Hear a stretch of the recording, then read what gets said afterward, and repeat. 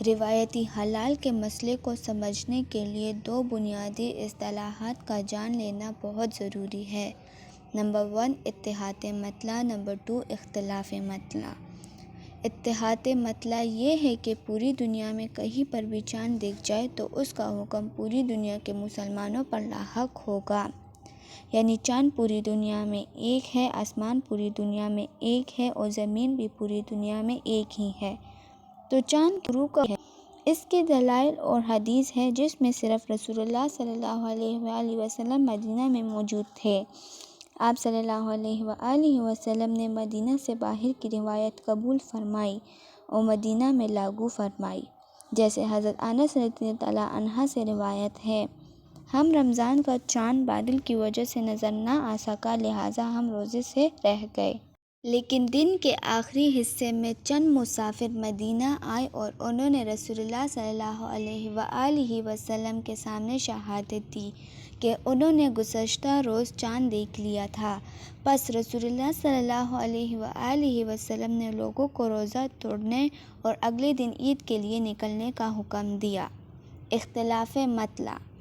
اختلاف مطلع یہ ہے کہ چاند کے منزل الگ الگ ہے، مطلع الگ الگ ہے، لہٰذا ہر خطے کے لوگ اپنا چاند الگ سے دیکھیں گے اور اس کے مطابق رمضان شروع کریں گے یا عید منائیں گے۔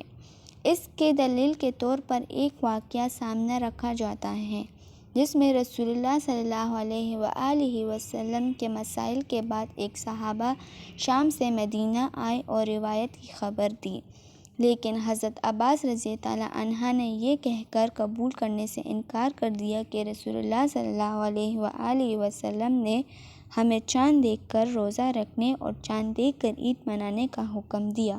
ان دونوں مطلع کا تقابل کیا جاتا ہے۔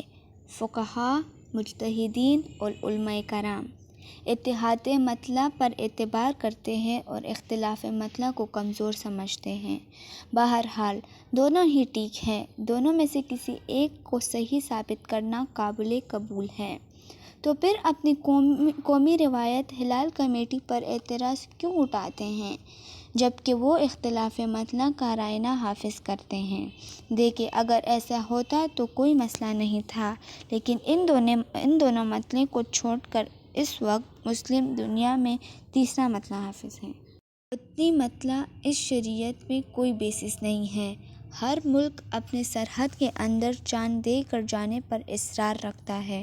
اگر پاکستان کے سرحد کے اندر چاند دکھ جائے تو ہم مانتے ہیں، لیکن سرحد سے باہر دکھ جائے، اگر یہ اختلاف مطلع کائرانہ کا نافذ ہی ہے تو پشاور اور کابل کا مطلع تو ایک ہی ہے، تو پھر کابل کی گواہی پشاور کے لیے کیوں قبول نہیں کرتے؟